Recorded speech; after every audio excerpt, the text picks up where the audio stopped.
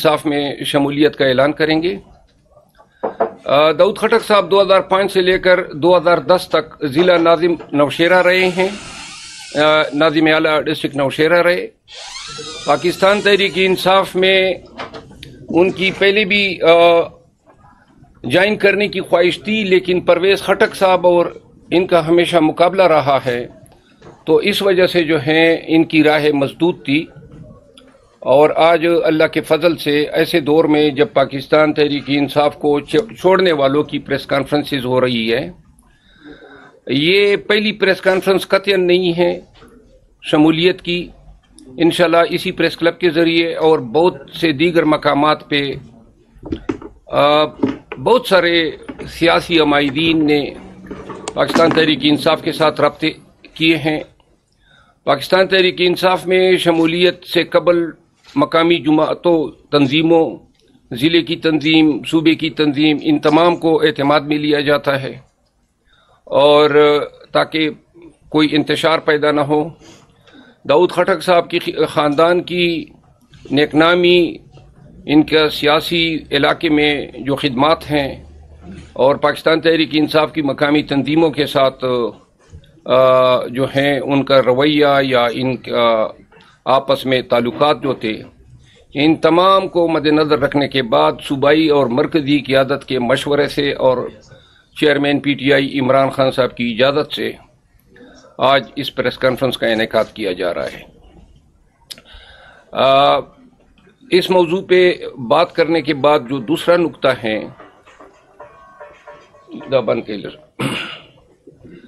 वो है electronic media में पाकिस्तान तहरीक इंसाफ और चेयरमैन PTI इमरान खान साहब और उनके रफ़ाक़ाकार बिलखसूस उनकी अहलिया के ख़िलाफ़ जो पाकिस्तान मुस्लिम लीग नून ने नया सिलसिला जो है शुरू किया है, जिसमें आज बैक वक्त पाकिस्तान के तमाम इलेक्ट्रॉनिक चैनल पे अता तारड़ साहब की प्रेस कॉन्फ्रेंस जो है वो दिखाई जा रही थी। बदकिस्मती से हमें ये ट्रीटमेंट जो है इलेक्ट्रॉनिक मीडिया से नहीं मिल रही है, लेकिन इंसाफ का तकाजा ये है कि अगर कोई इल्ज़ाम लगाए जाते हैं और कोई जवाब दूसरे फरीक की तरफ से आता है तो वो जवाब भी आवाम तक पहुंचाना चाहिए। तो तमाम चैनल से गुजारिश है कि जो आज की प्रेस कॉन्फ्रेंस में जो इल्ज़ामात लगाए गए हैं, इस हवाले से हम सिर्फ ये नुक्ता नज़र अवाम पाकिस्तान तक पहुंचाना चाहते हैं कि जब नवाज शरीफ साहब पाकिस्तान आए तो वो ऐसे हालात में पाकिस्तान वापस आए जब पाकिस्तान जो है अपनी सर्वाइवल के उस नहज पे पहुंच चुका है जहां पे हम मेक और ब्रेक की सूरत हाल से दो चार हैं। ये कोई मुबालगा नहीं होगा कि हम ये कहें कि हमारे अंदरूनी ख़तरात और हमारे बैरूनी ताल्लुकात बिलखसूस हमसाया ममालिक से तारीख़ के इस दौर में एक ऐसे लेवल पे पहुंच चुके हैं कि जहां एक तरफ हमें माशी डिफ़ॉल्ट का सामना करना पड़ रहा है, वहां अंदरूनी जो मुल्क में तवाइफुल मलूकी मची हुई है और मुल्क के अंदर जो है सियासी और बुनियादी हकूक़ को जिस तरीके से पामाल किया जा रहा है। इलेक्शन सर पे हैं, इलेक्शन का ऐलान होने के बावजूद पाकिस्तान तहरीक इंसाफ को अपना झंडा निकालने की इजाज़त नहीं है और ये इलेक्शन के फेयरनेस और ट्रांसपेरेंसी पे सबसे बड़ा सवाल जो है डालते हैं। इन हालात में जब पॉलिटिकल पोलराइजेशन बहुत ज़्यादा है और सियासत अमली तौर पे गालम गलोच तक पहुंची हुई है, जब नवाज शरीफ साहब आए तो इन हजरत ने 3 दफ़ा पाकिस्तान के वजीर आज़म की हैसियत से खिदमत अंजाम दी हैं। 2 दफ़ा वजीर आला पंजाब रहे हैं, फिर 16 माह इनके भाई साहब जो है वजीर आज़म पाकिस्तान रहे। पाकिस्तान में ऐसी नज़ीर किसी और की नहीं है जो इतने अहम मनासिब पे تقریباً لگ بھگ 40 سال سے پاکستان پہ اقتدار پہ براجمان رہا ہو. ان حالات میں اور عمر کے اس حصے میں یہ ضرور محسوس کی جا رہی تھی کہ شاید نواز شریف صاحب مدبر سیاستدان کا ثبوت دیتے ہوئے ملک کو بچانے کے لیے ملک میں سیاسی اور جمہوری اقدار کو فروغ دینے کے لیے کوئی کردار ادا کریں گے، کیونکہ جب 3 دفعہ وزیر اعظم رہ گئے تو چوتھی دفعہ وزیر اعظم بننا یا یہ خواہش بھی رکھنا جو ہے آپ کے کردار کی صحیح معنوں میں انٹرپریٹیشن کرتا ہے. کیا رہ گیا تھا؟ دولت، عزت، اقتدار، آپ کا بھائی، آپ کے بھتیجے. تو کیا ساری زندگی جو اس ملک سے آپ نے لیا یا اس ملک نے آپ کو دیا، اس کا تقاضا یہ نہیں تھا کہ آپ آج کے دور میں پاکستان کے حالات پہ رحم کرتے ہوئے پاکستان کے لیے یہ اعلان کرتے کہ پاکستان مزید سیاسی بدامنی کا متحمل نہیں ہو سکتا.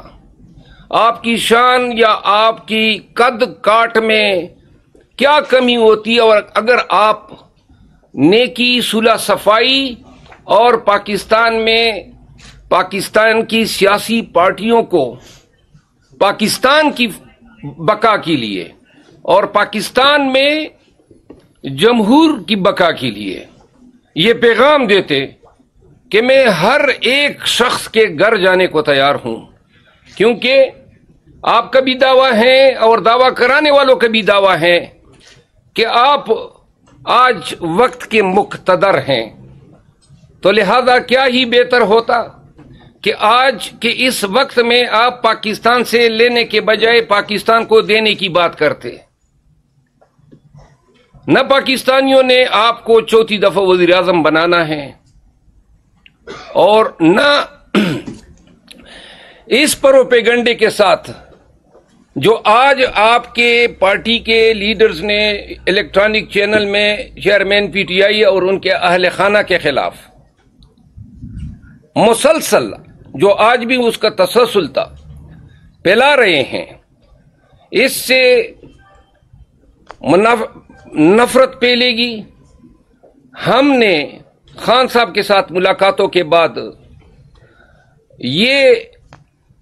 پیغام دے رہے ہیں کہ شاید یہ الزام تراشی، یہ سخت رویہ، یہ جو آپس میں چپکلش انتہا کو پہنچی ہوئی ہے، کم از کم الیکشن کے دوران جو ہے ہمیں ڈیسنسی کا مظاہرہ کرنا چاہیے. اگر آپ آج یونیلیٹرلی یک طرفہ طور پہ اس شخص پہ جس کی پارٹی کو 9 مئی کے نام پہ کوئی سانس لینے کی اجازت نہیں ہے، اور جس کی پارٹی کو جس کو آپ نے جیل میں ڈلوایا ہوا ہے، اور خود جو ہیں آپ کنوکٹ ہونے کے باوجود دندناتے پھر رہے ہیں.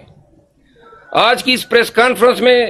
میں یہ کہہ سکتا ہوں کہ 16 ماہ میں جو اسلحہ سکینڈل ہوا ہے، اسلحہ لائسنسز کا، چینی کے کارٹلائزیشن کا سکینڈل ہوا، اور 11 جو سکیمز ہیں جو فی الوقت جس کی کمپلینٹس نیب کے پاس ہیں لیکن ابھی تک پاکستانیوں کے ساتھ شیئر نہیں کیے جا رہے ہیں. لیکن وقت آنے کے ساتھ ساتھ یہ چیزیں خود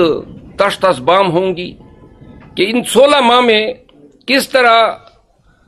لیڈران نے اور ان کے بیٹوں نے پاکستانی خزانے اور پاکستانیوں کے وسائل پہ کس طرح لوٹ مار جاری رکھی. آئندہ کے پریس کانفرنس میں 16 ماہ کی جو ان کی کارکردگی رہی ہے، اور جہاں جہاں پہ میرٹ کا قتل عام کیا گیا ہے، جہاں جہاں پہ دنیاوی مقاصد کے لیے اور ایکسٹرنل کنسیڈریشن کے لیے ایگریمنٹس دیے گئے ہیں، بالخصوص ایسے اداروں میں جس طرح کے ایک مثال میں آپ کو دے دیتا ہوں ایک اندازے کے مطابق 4 ماہ میں 11,000 سے زیادہ کلاشنکوف کے لائسنسز جاری کیے گئے. 4 ماہ میں 11,000 سے، اور فی لائسنس جو ہے مارکیٹ میں 5 لاکھ روپے جو ہیں کلیکٹ کیے گئے. یہ اسکینڈل جو ہیں کن لوگوں کو جاری کیے گئے؟ کبھی اندیشہ ہے کہ اس میں بہت سارے اسلحہ لائسنس ایسے لوگوں کو بھی جاری کیے گئے جن کی مجرمانہ ہسٹری رہی ہے. تو عزیزان وطن، ہم یہ جو آج کی پریس کانفرنس ہے اس کا بھرپور جواب دیں گے. اگلی پریس کانفرنس میں کل خان صاحب سے میں ملاقات کروں گا، اور انشاءاللہ یہاں پہ میں آپ کو بتانا ضرور پسند کروں گا کہ پاکستان تحریک انصاف میں شمولیت کے لیے چند بڑے نام ہیں جو کہ ملک کی سیاست کے ہیں. متوقع طور پہ شاید منڈے کو بھی ہماری اسی پریس کلب میں ایک انتہائی پاکستان کی ویل نون سیاسی شخصیت کے ساتھ میری پریس کانفرنس ہوگی. اس کے علاوہ کے پی میں بہت سارے سیاسی عمائدین نے ہم سے رابطہ کیا ہے، وہ بھی شامل ہو رہے ہیں. انشاءاللہ لوگ جوک در جوک بلوچستان، پنجاب، سندھ میں پاکستان تحریک انصاف میں شمولیت کا آغاز کر رہے ہیں اگلے ہفتے سے، اور اس کے بعد والے ایام میں ہم آپ کے ساتھ شیئر کرتے. وہ دن گئے آپ ایک پریس کانفرنس کروائیں گے پی ٹی آئی سے نکلوانے کے لیے، انشاءاللہ 10 پریس کانفرنس ہم کروائیں گے ان لوگوں کی جو پی ٹی آئی میں شمولیت اختیار کر رہے ہیں اور ایسی پارٹیوں کو چھوڑ رہے ہیں جس طرح نون ہے، جے یو آئی ہے یا پاکستان پیپلز پارٹی ہے. میں آج کے اس پریس کانفرنس کے جو پہلا نکتہ تھا، داؤد خٹک صاحب کو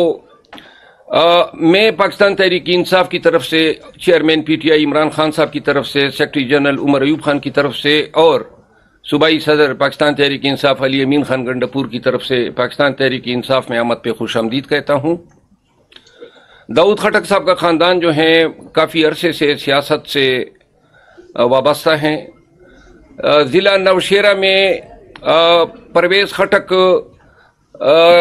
صاحب کی وجہ سے ان کو پاکستان تحریک انصاف میں وہ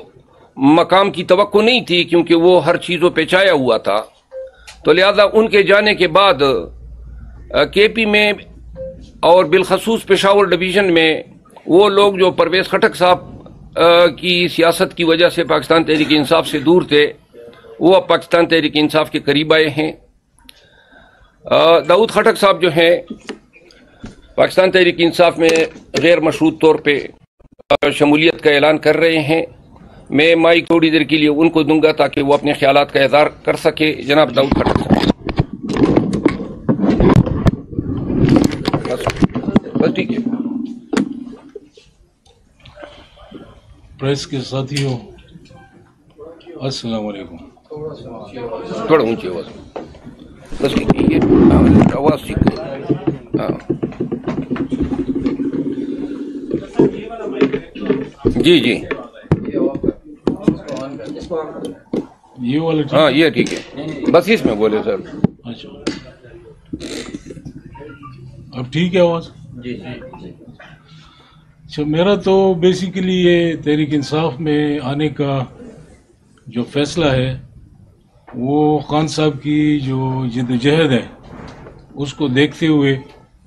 ان کا ساتھ دینے کے لیے کافی عرصے